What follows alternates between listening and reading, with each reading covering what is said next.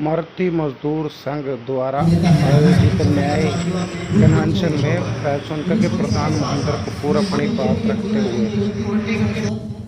जो ये अधिकारी भी बैठे हैं, ये भी हमारे आंदोलन को किस तरीके से कमजोर करते हैं और उन अधिकारियों के ऊपर दबाव क्यों होता है। इन्हीं पॉलिटिकलों का दबाव होता है और पॉलिटिकल के ऊपर दबाव जो है वो पूंजीपति को होता है। ये पूरी कड़ी और एक पूरा चैन सिस्टम है।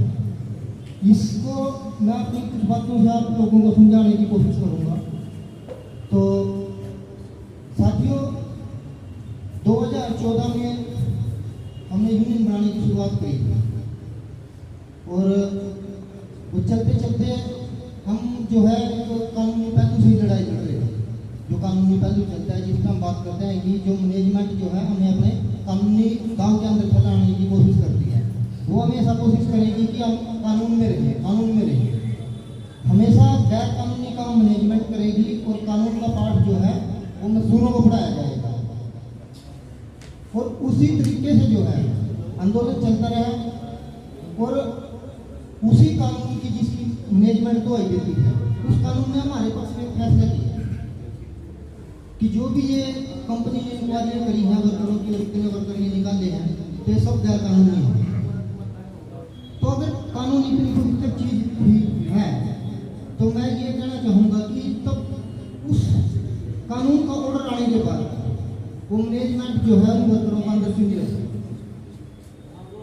फिर वर्करों ने जो बाहर से संगठनों की लोगों के साथ मिले, उनसे विचार मिलाए, उन्होंने हौसला अफजाई करी और यूनियनों को और दूसरे साथियों को इकट्ठा करा। तो डीसी महोदय के पास गए, जो गुड़गांव उस टाइम डीसी थे, 2015 की बात है। तो डीसी साहब क्या बोलते हैं? डीसी साहब ये बोलते हैं कि ये जो कागज पे जो पास किया है ऑर्डर, ये हमारे नुमाइंदे हैं जिन्होंने पास किया है, हम इसको लागू नहीं करवा सकते। साथियों, जिनके ऊपर विश्वास हम करते हैं ये उनकी बात है। फिर उसके बाद मजदूरों ने एकता बनाई और 1 साल लगा पूरे मजदूरों को एकजुट करने में, चाहे वो अप्रेंटिस था, चाहे वो ठेका था, चाहे वो परमानेंट था। 1 साल के अंदर अंदर जब हर एक वर्ग की जुबान पर यह बात हुई कि हमारे सभी निकले हुए साथी अंदर आने चाहिए, हमें कोई डिमांड नोटिस नहीं चाहिए, कोई पैसे की बढ़ोतरी नहीं चाहिए, हमारी जो भी बातचीत करेगी वो यूनियन करेगी और जो भी हमारे साथी हैं वो वापस अंदर चाहिए। तब जाके मैनेजमेंट में जो है रात के 11 बजे हमें समझौते के लिए बुलाया था और वो कानून की किताबें सारी रखी गई। इसी तरीके से दूसरा मैं उदाहरण आपको एक और केस दूंगा।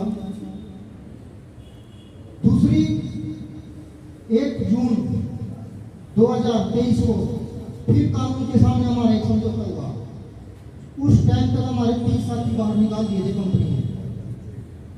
उन 3 साथियों का समझौता हुआ कि 10 साथी जो है तुरंत के तुरंत 1 मंथ के अंदर बाहर मतलब ड्यूटी पर ले लिए जाएंगे और कुछ साथी जो है उनको जो है 1 मंथ के अंदर समझौता करके समझौता भी और ये सारी चीजें लागू हो जाएंगी। जिसमें उस टाइम गुड़गांव का पूरा प्रशासन मौजूद था।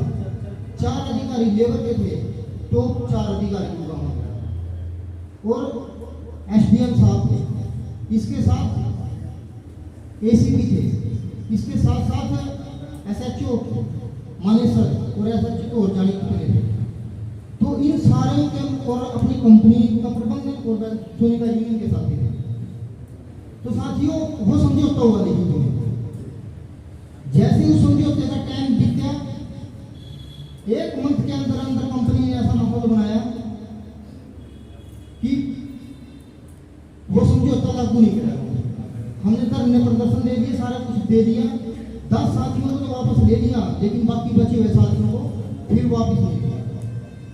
फिर उस समझौते के ऊपर फिर हम उन अधिकारियों के पास गए कि ये समझौता आप लोगों ने करवाया, इसकी आप अवहेलना कर रहे हो, क्यों आप ये ऐसा काम कर रहे हो, क्या कानूनी है? और फिर कानून का पाठ हमारे को पढ़ाया जाता है।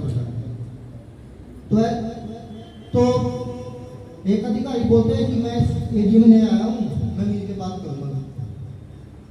तो फिर अगली बार जब उससे मुलाकात करी तो वो बोलते हैं कि मेरे जो है ऊपर से दबाव है, मैं कुछ नहीं कर सकता। और जिन्होंने समझौता करवाया था उसको भी ज्ञापन दिया दोबारा मिलके, तो उन्होंने भी हाथ खड़े कर दिए। फिर इसके बाद वो मामले आज तक पेंडिंग है। इसके साथ साथ तीसरा उदाहरण एक और मैं दूंगा। साथियों, हमारी कंपनी में मैनेजमेंट ने एक मुद्दा उठाया था वर्करों की छटनी करने के लिए। 2020 से हमारे सामने आ गया और इससे निपटने के लिए यूनियन ने पूरी योजना बनाई थी 2020 से। इसको बढ़ाते आगे चलते रहे और उसी दौरान जो है 3-4 सालों का टाइम पीरियड बीता और इसमें कई साथी बाहर भी निकले और मैनेजमेंट जो है इंक्वायरी कर करके जो है इंक्वायरियों को वर्कर के खिलाफ कर दिया और कोई भी ऐसी एक भी इंक्वायरी नहीं थी जो मैनेजमेंट ने वर्कर के पक्ष में करी हो। और जितने इंक्वायरियों के अंदर अगर वर्कर पक्ष की तरफ से सवाल पूछे गए, जिन मुद्दों को लेकर जो कंपनी जो वर्कर को निकालना चाहिए थी, उन मुद्दों के जो है कंपनी के पास कोई जवाब नहीं थे। और यही मुद्दा हमने फिर एडीसी के सामने उठाया, तो वहां भी जो है कंपनी जो है उस चीज का जवाब देने में असमर्थ है और कोई जब जवाब नहीं था कंपनी के पास, तो अब उसने देखा कि अब हम इन वर्करों को कैसे तोड़े, कैसे क्या करें।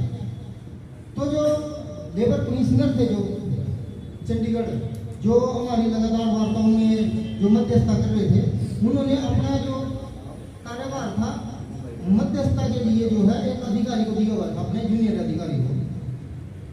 तो मैं साथियों उसका नाम दे दूंगा यहाँ पर, नाम मेरे को पता है, ऐसी बात नहीं है कि मेरे को नाम